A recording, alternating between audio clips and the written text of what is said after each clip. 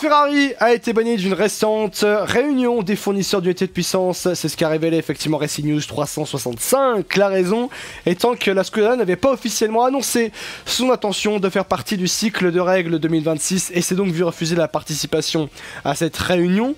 Alors ça va bien plus loin que cela, en gros ça va bien plus loin que tout ça. Pourquoi ? Ferrari avait décidé de ne pas s'inscrire dans ce nouveau cycle de règles car elle était préoccupée quant à la façon dont Red Bull Powertrain serait traité en tant que nouveau fournisseur moteur. Red Bull Powertrain ayant eu accès à la propriété intellectuelle de Honda, et donc comme ils ont eu accès à la propriété intellectuelle de Honda, Ferrari était là en train de se dire bon, on va peut-être pas les considérer comme nouveau fournisseur moteur. Pourquoi Ferrari pense ça ? Parce que les nouveaux fournisseurs d'unités de puissance se verront accorder diverses concessions de tests et de dynamomètres. En gros. Donc des concessions au niveau des tests, au niveau de temps de test, ainsi de suite, comme pour les nouveaux arrivants, pour leur permettre d'être en adéquation avec la nouvelle ère de la Formule 1.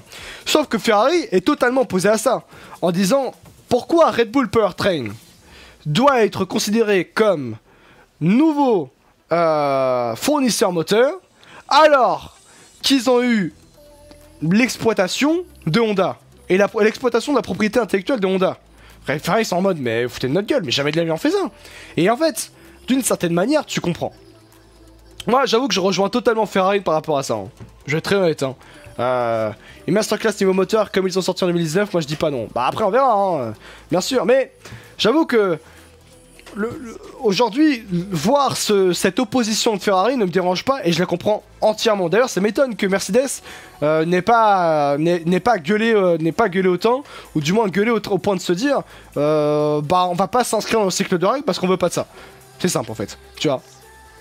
Enfin, tant que c'est legit et qu'on l'a l'année d'après, ouais, bien sûr, tu vois, mais bon. Bien sûr. Mais voilà, c'est que, moi, très sincèrement, je comprends Ferrari. Hein.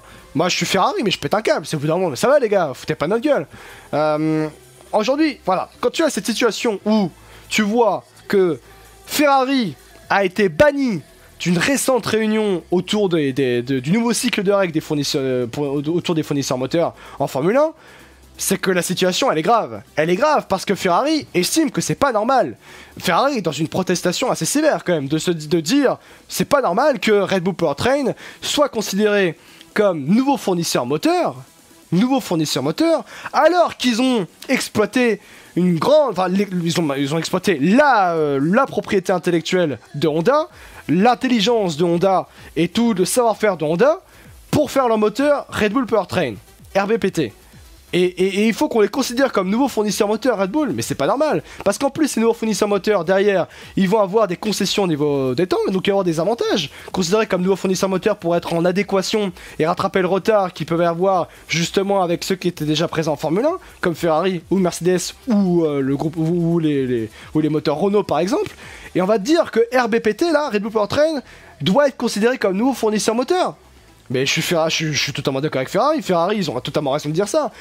C'est pas normal de voir ça. C'est absolument pas normal que RBPT soit considéré comme nouveau fournisseur moteur pour le nouveau cycle de règles qui va arriver en Formule 1 concernant les unités de puissance. Et Ferrari a préféré se dire au début, bah, on va pas s'inscrire dans le nouveau cycle de règles tant que cette question n'est pas réglée.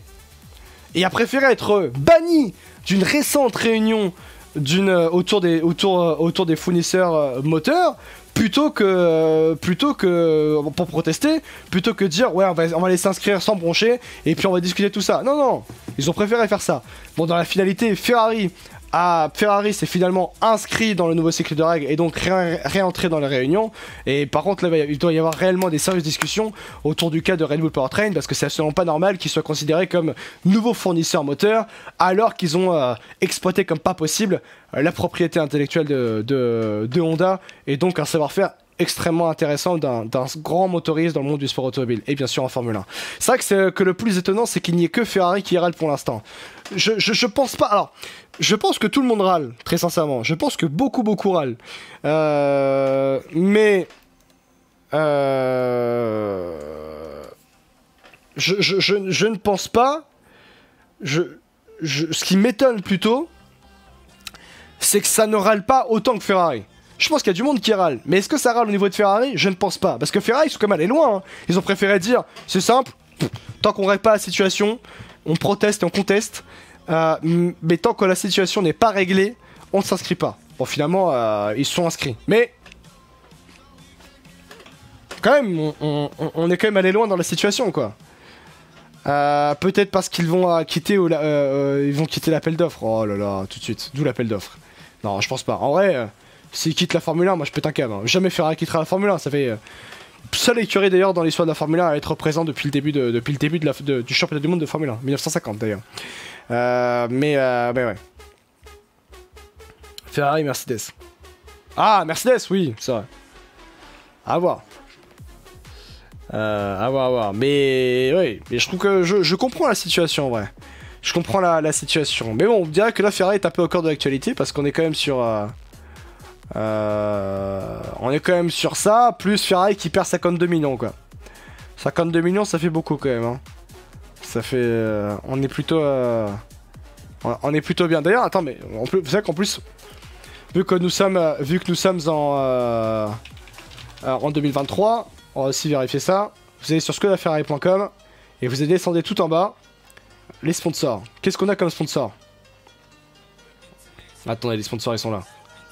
Alors les sponsors, qu'est-ce qu'on a? On a Shell, Santander, Ray-Ban, Amazon, Richard Mille, Seva Logistique, c'est les avions ça je crois, Mission Win Now, Bitdefender, ça l'était ça avant Bitdefender? J'ai un doute. On a Estrella Galicia, ACL Software, ok. Radiobook, Puma, ok, Technogym, ah, on n'est pas chez Matrix, Giorgio Armani, bien sûr, VistaJet, allez, non, c'est ça en fait. Riva, Mal, ok. Donc vous voyez qu'effectivement, ils ont effectivement tout changé, quoi. Ah, Psychopathe, j'espère que tu vas bien. Salut, j'arrive et les news vont mal, quelle matinée de chiasse. Merci beaucoup Psychopathe. Merci beaucoup pour ton 3e mois de suite. Ton 3e mois tout court d'ailleurs. Ton tirage des familles pour l'exclamation seule effectivement les amis pour continuer de soutenir la chaîne et devenir un exemple pour la communauté ou continuer à être un exemple pour la communauté. Tout comme les Psychopathes. Merci beaucoup effectivement Psychopathe. L'heure est peut-être arrivée effectivement pour Mercedes. C'est vrai que Ferrari a jamais fait de pause en Formule 1 comme a pu faire d'autres équipes effectivement. Ouais.